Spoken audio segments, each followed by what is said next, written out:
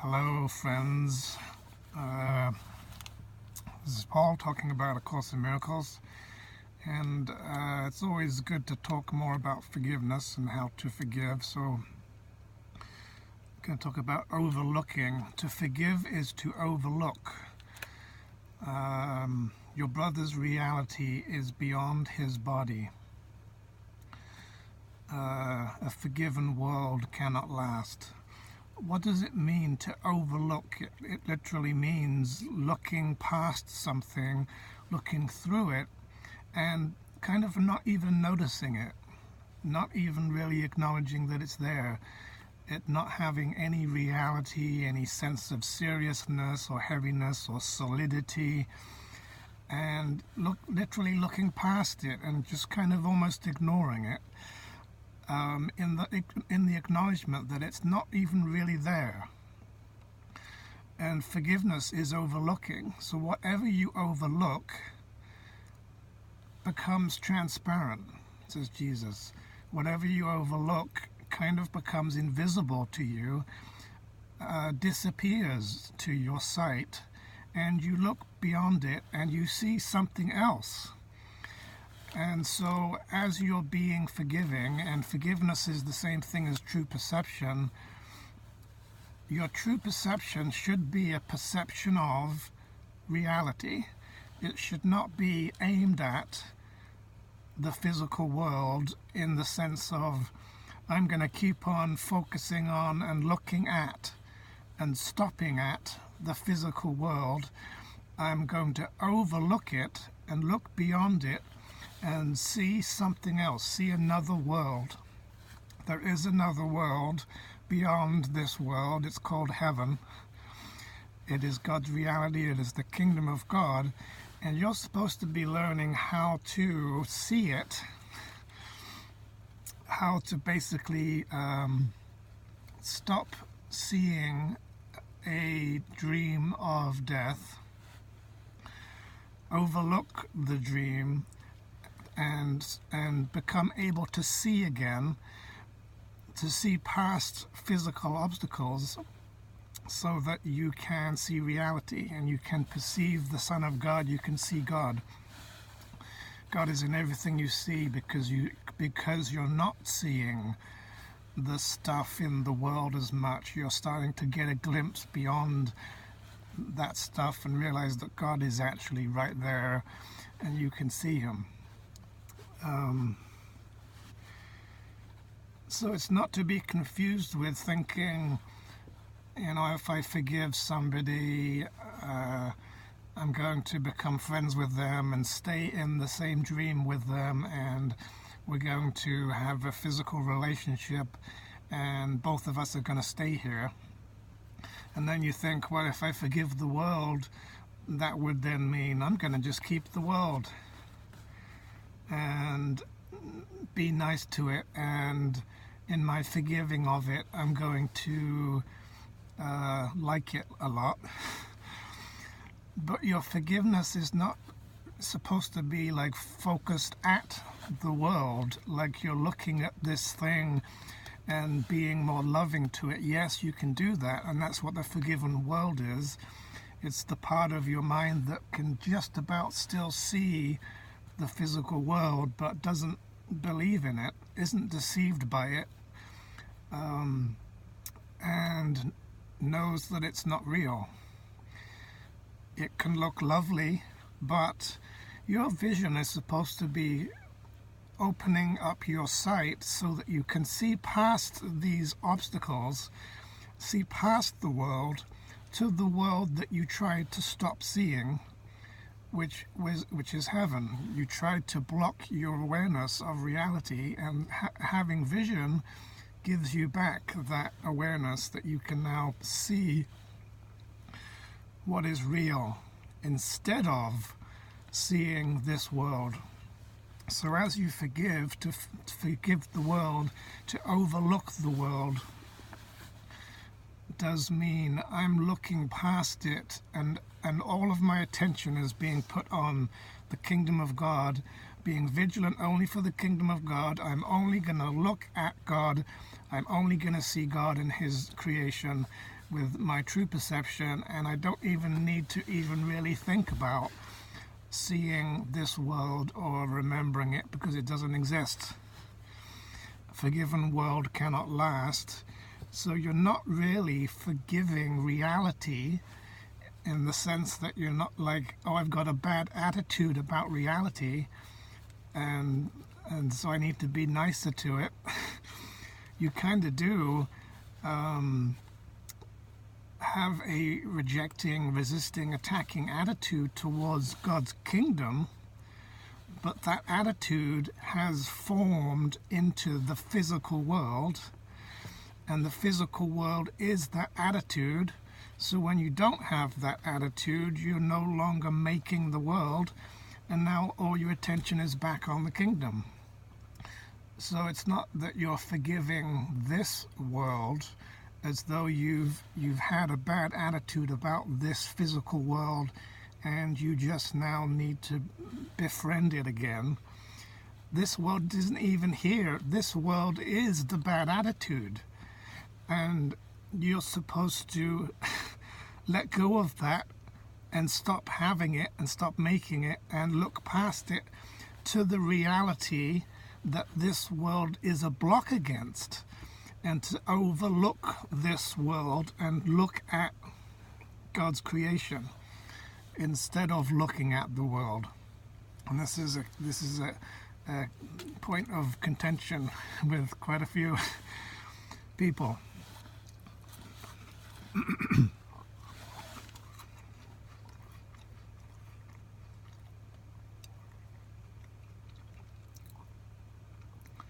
The dream of death has to end. You wake up by no longer putting your attention on the dream of death.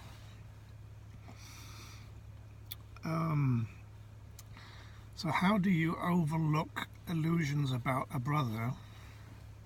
In the same way, your brother is in heaven. Your brother is not an illusion. Your brothers are real. God created them. You're equal forever, and they're permanent individuals. But, as the Course says, your brother thinks he made the world with you, and he denies that he made it along with you. You and your brothers are making this world. You're dreaming together in a collaborative dream. There isn't just one dreamer. There are billions and billions of dreamers making the world together and denying God together. When they do that, they show up in the dream because that's what they want to be. They want to be a body, a rejection of wholeness, separate, and then the body people start interacting with each other, and they generally are trying to put obstacles to peace in the way. They're trying to make walls, put up brick walls to stop awareness, to create blocks to awareness. If somebody has a block to awareness in the mind, they're generally going to project it and make a wall that they put between you and them that causes your minds to separate and shuts you off and disassociates from you and makes you out to be an enemy. So people who are having blocks to awareness, who are not loving, who are not forgiving, who are not overlooking all obstacles, will tend to present to you temptations to believe certain things in the form of attack and anger and argument and so on.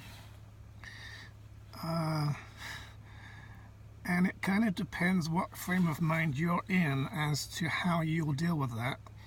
If you are in ego, you will not overlook it. and instead you will see and believe in that sinful image that they're presenting, and your perception will now stop at that image, and theirs is stopping at that image. And now you're kind of butting heads. When two people are not overlooking together, there's war, there's conflict, where the two of you are just stopping at this sort of surface illusions, beliefs, expressions, conflicts, and are not really seeing past it. And a lot of that happens in discussions about the Course and people having arguments about what it means and stuff. It's sort of this, we're both putting ourselves in a dream and we're both going up against each other, and neither of us is really being loving. Neither of us is really overlooking and forgiving and looking past what it is that our brother is presenting. So the challenge then is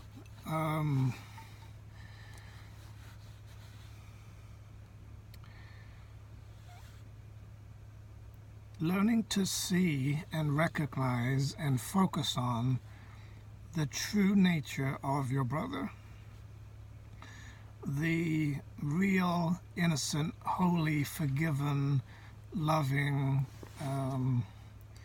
sinless, guiltless, unattackable, unattacking individual being of light who is actually in heaven.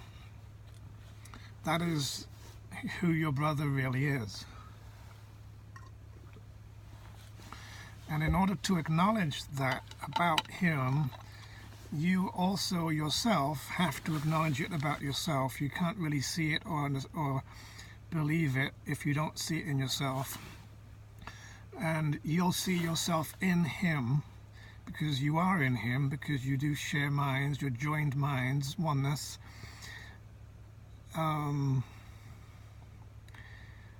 And something interesting then happens in that there's now kind of two selves. There's your brother's real self, who is a perfect brother to you, is completely loving and kind and equal and your friend. And then there's the ego form of your brother who's showing up in the world, his body and his activities and his attacks and vengeance and so on. That you've got these kind of two identities, and most of the time when you have false perception, you only see the ego part of it. You're not seeing past it.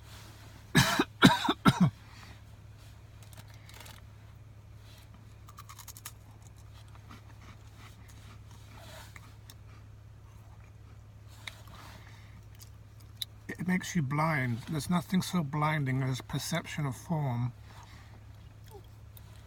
Not just physical matter, but also any kind of ego, anything blinds you, and then you don't see or you don't remember your brother's perfection in heaven, and you don't remember yours, because whatever applies to you applies to them. So if you forget your brother's reality, you're also forgetting your own, and you're not being who you really are, not being loving. So the thing is, let's say that your brother is attacking and arguing with you and trying to be right or whatever, and your task is to only love. If you're going to love them regardless of what they're doing, you are going to have to love past the obstacles to peace that they put there. And this is part of the whole thing of overlooking obstacles to peace, is that you've got to get past your own obstacles, and you must be able to look past your brother's obstacles that he puts there in order to see past that, to see the truth about him. So the challenge then is, even though in the dream there's an asshole attacking and being annoying and whatever. At the same time, you've got to look past that and remember there's a holy, innocent being behind that. That holy being is his true self. It's the same amount of holiness as in you. You're perfect equals. And you start to look out for the holy being that is in your brother. You start siding with that perfection. It's kind of like you have a family member that you know and you love, and temporarily they've gone off the rails, and you know that they can do better. You know that they are just temporarily insane, and your knowledge of what they're really like and what they're really capable of gives you a sort of a memory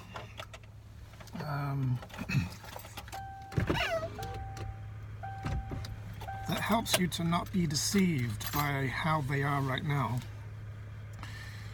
And so you look out for what you know to be this person's best self, and you defend that self on behalf of them, even though they themselves may be being an asshole, being a victim, whatever, making illusions.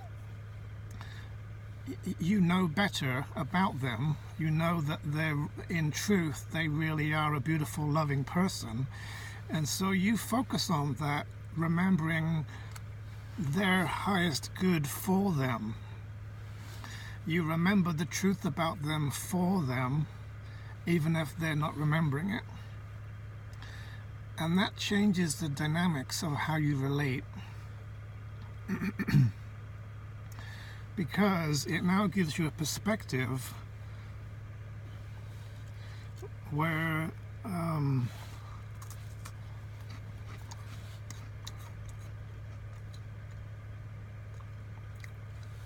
because you're seeing the light that's true of them, even if they're not seeing it, it puts everything in its proper perspective. And now you can see, in comparison to that light, the ways that the person is hurting themselves, the ways that the person is believing in their own guilt, the ways that they're calling out for love, the ways that they're suffering. They're trying to project it onto you. You can see why they're trying to project it, because you can see what they believe about themselves that's not true in comparison to that holy self. And so you can then see from a more compassionate perspective that their attacks are not really about you. That's not personal. It's not really about you at all. It's their self-attack. You can overlook the illusion that it was about you and stand up for them, stand up for their highest self, and have this kind of faith in the truth about them as being that's what you're really like, that's what you're really capable of, that's who you really are. This way that you're being unloving to yourself is unkind to yourself, and I'm going to help you to remember that, who you really are, and show you and demonstrate or teach you to remind you that what you're trying to do isn't really what's happening here, and I'm going to try to remind you of your perfection and remind you of who you really are, remind you of your higher self. So it very much changes how you relate to them, and then because you're doing that, you kind of transcend the battleground in which the two egos were fighting in false perception, where you were not really overlooking the attempted attack.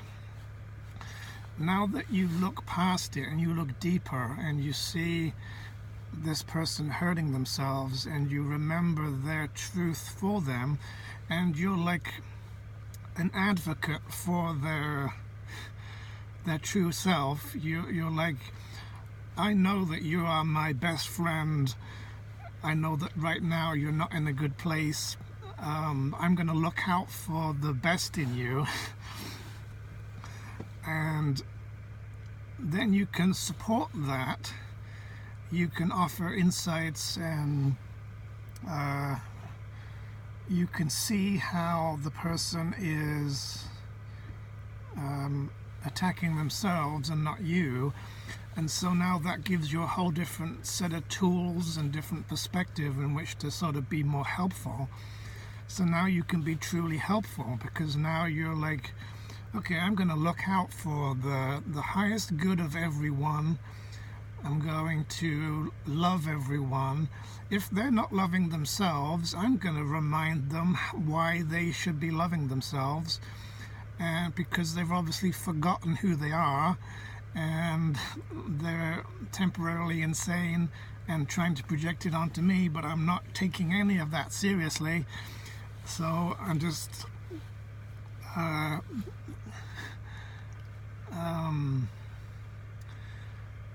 siding with the truth in them and loving the truth about them, and in that light recognizing the illusions that they're believing in that aren't true, and having their higher interests in mind and looking out for those interests for them, even though they're not, and even though they're deceived and deluded and trying to disown themselves and be blocked and in denial and so on. It's quite interesting. This is what happens when you're being forgiving. You're overlooking the illusion of the attack. You're not buying it. You don't have to attack it, because you actually you're not deceived by it. You look deeper and you look further, and it kind of unravels the illusions of what they're doing and shows you a clearer perspective on, yeah, this isn't really about me. This is that person's having a bad day, or that person is not really loving themselves, and they should love themselves more. They deserve to be more loved. And of course that goes back to you can only do this for them. You can only look out for their highest good if you're also looking out for yours. If you don't love yourself, and if you haven't forgiven yourself for what you haven't done, you're not going to really be able to see past those illusions in other people, because now you're going to see their illusions and your illusions together and not overlook them. So if you haven't overlooked your own,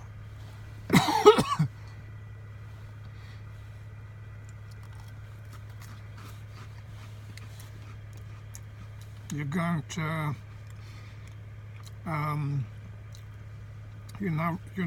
your mind's extension is now running up against your own obstacle to peace, and yet alone getting past their obstacle that they're trying to put there.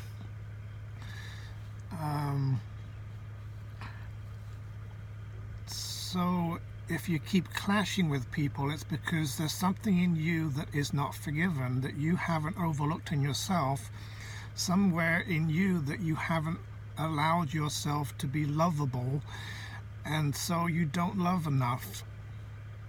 And because you don't love enough, you become afraid, and now you start going into illusions and false perception, and now whatever your brother's doing is going to piss you off, and you're going to get upset and angry, because you're basically getting caught up in the dream and lost in conflict and buying into illusions, falling for temptation, being deceived by ego stuff, and hitting walls and basically running into walls all over the place. Which is also not good for your health, because if you arrest the extension of the mind, it fosters separation and induces illness. So your health is under attack whenever you're in ego. If you're trying to push people away and separate from them in order to manage situations that you want to increase the separation, you want to go away from them because they're becoming threatening, it's because you're not loving enough, and so you're going away from love, you're withdrawing and withholding love and separating off, and that portrays them as even more of an enemy, more of a stranger. And that then is a special relationship, and the opposite of that is a holy relationship, where you are going beyond your illusions. You don't have any illusions and ego left. Going beyond their illusions, you don't even buy the deceptive appearance of whatever they're trying to do, and you look past that and you look to the truth and to the light and to the love that must be in there somewhere behind this person's defenses, the truth about them, and you acknowledge that that is true of them, and that they're in direct contrast to that perfect brother that you love. All of their blocks to awareness become clear and visible and discernible and recognizable as self-attack, and not as, oh, it's got something to do with me and they're doing this to me and blah blah blah. So you relate to their holiness with your holiness, and it bypasses their body, it bypasses the world, it bypasses ego. For years I was making the mistake of always using fear and separation to try to protect myself, because I already was perceiving with fear, because I didn't love myself enough. I was already defensive and withdrawn and hiding from the world and not wanting to be around people and not liking people, hating people, and because I'd made that real to myself as a result of believing in illusions and believing in threats and dangers that you start seeing in that state, the only kind of option that you seem to have in that condition is to withdraw and hide and separate and avoid people and live in the darkness. And all of that is kind of a sucking away, a withdrawing away from people.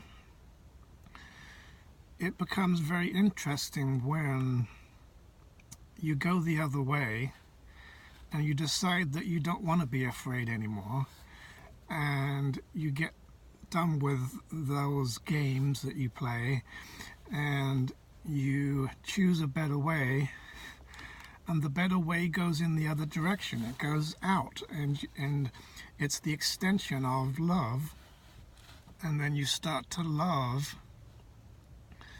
and you're loving yourself, and you're loving past your brother's attempts to not be loved, and extending past that to the truth about him and about you. And that's a very different experience to if you've come away from a life filled with fear, where all that you've ever done is run away and hidden and withdrawn, and you want people to go away and you want things to stop and you're resisting all the time, to then realize either I'm going to choose to stay in fear and be weak and powerless and not have what is needed to confront this person or this situation, or if I choose to bring more love and love the person, it instantly gives me more strength, more power, more confidence, less fear, and makes me equipped to be able to strongly be in the situation and not be a victim, and be bigger than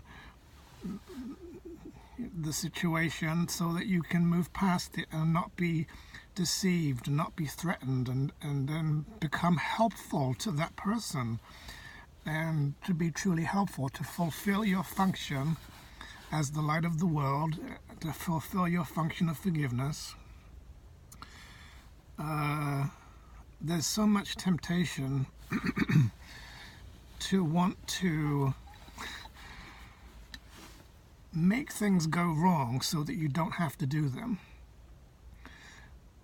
To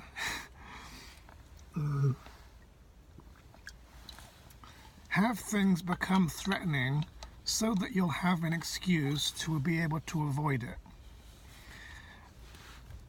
And I've done that plenty of times, and then you have to then realize that you're only afraid because you're not fulfilling your function. You're only afraid because you're not bringing love. And what I have to keep doing in some situations is, this situation seems scary. The situation seems upsetting. It seems threatening. I'm going to experience that unless I bring some love.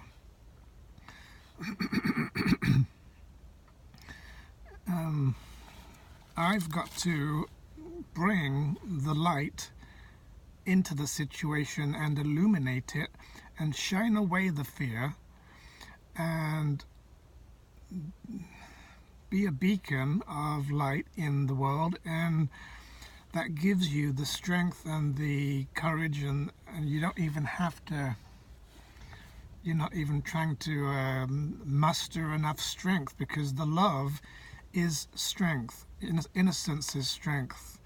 Invulnerability, it makes you feel that there's nothing that you cannot do. There's nothing that your holiness cannot do. By choosing to love and extending love in all situations, it empowers you and gives you strength and allows you to overlook illusions and temptations and perceived threats and things that you might have reacted to before.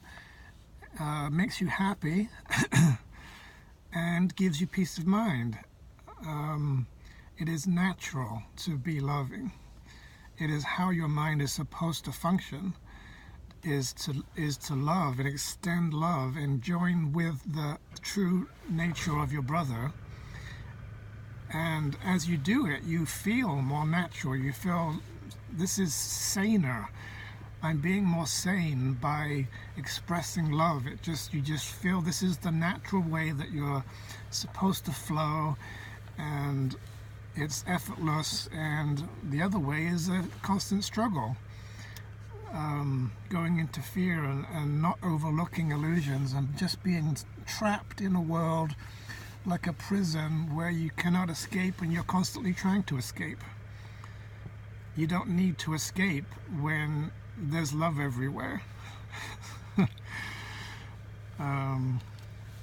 Still a work in progress for me, but getting there and realizing that you have to give the love in order to receive it. You have to proactively give ahead of time, which is what forgiving means, giving ahead of the need to forgive.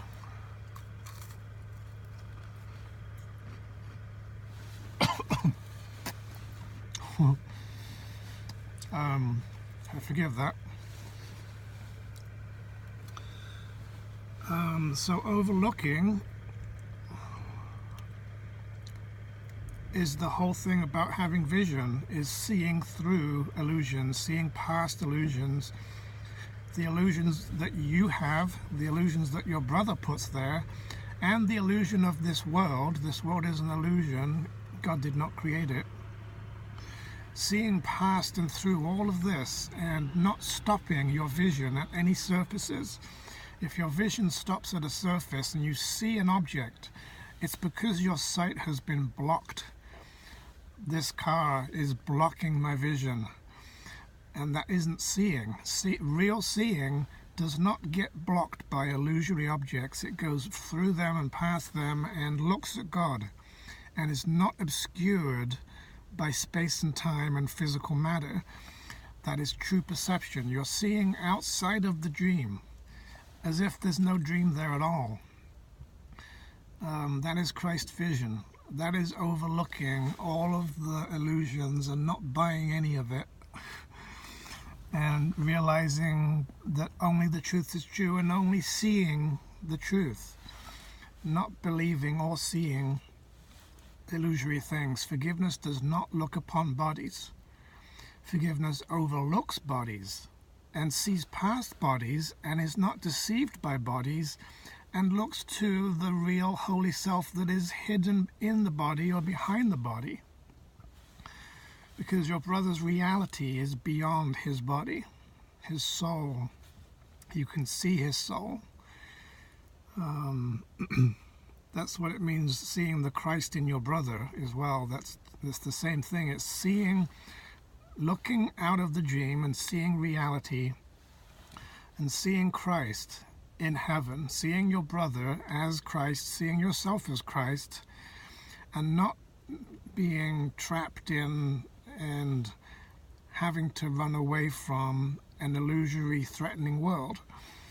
It's remembering the truth, and it becomes in your best interests to have shared interests, whereby what's in your highest good is the same as what's in the highest good of your brother.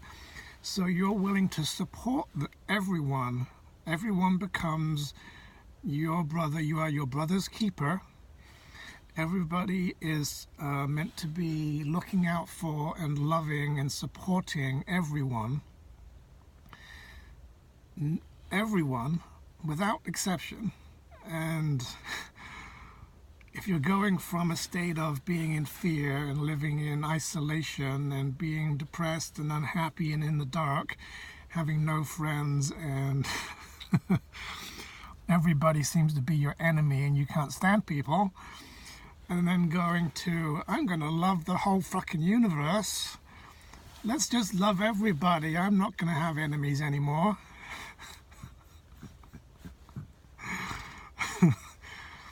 It's quite a change. It's quite a difference. It sets you free. Set me free, why don't you, babe? So I think I'm going to stop there because I've got to get back. But overlooking. To forgive is to overlook. To look past, to see through, to see beyond, to not be deceived by the things that you're overlooking. If you forgive the world, it's because the world is trying to deceive you. Teachers of God choose to look upon dreams a while, but they're not deceived by what they see. You're not supposed to be deceived by this world. To forgive this world is to overlook its illusions and not buy into them and not be deceived by them. A forgiven world is a world that you're not deceived by, because it's an illusory world that's trying to tempt you to death, and you're not supposed to buy into it. You don't need this world because God has already given you home. He's given you a kingdom, and your inheritance awaits. It's another world beyond the world of bodies and sins. Okay.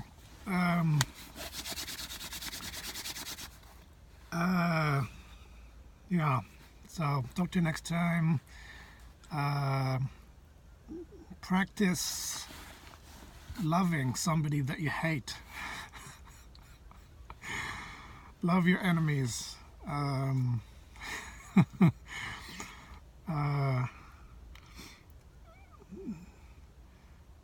If you get into a fight with somebody, try to love them. If you're forgiving someone and you think you're done forgiving, but you're not yet in a place where you love them, you're not done forgiving them.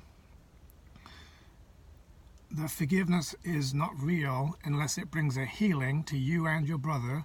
Both you and your brother are supposed to get healed of all consequences and effects from any attack that occurred in the conflict. All symptoms and signs, all wounds, all damage is meant to be undone. Otherwise, forgiveness is not real. Forgiveness is not complete unless your body's healed and your feelings are healed and your mind is healed. If you're not yet loving that person that attacked and is an enemy, you have not finished being forgiving, because the truth about them is lovable. The truth about you is lovable. Their real self can be loved, even if their fucked up self is still being an asshole. You've got to not be deceived by the asshole. You've got to it's not what it appears to be. You've got to learn to recognize what's really happening with this person. What are they actually doing to themselves? Why are they hurting themselves and not loving themselves? And love them for them, even if they don't. That's unconditional love. And until you can say, I love that person that I used to hate the guts of, you're not really done with your forgiveness. It's easy to do forgiveness and think that you're done, and then sort of avoid the person and not really like them still because you're sort of not that upset. But if they're your permanent brother, they're part of God's family, and you are supposed to be naturally, fully, lovingly joyful at wanting to love them fully and permanently. And if you haven't got there, there's still some work to do. So, as Jesus says in the Course, everyone is supposed to love everyone. So I love you, you love me, we're all a happy family, and talk to you soon. Bye-bye.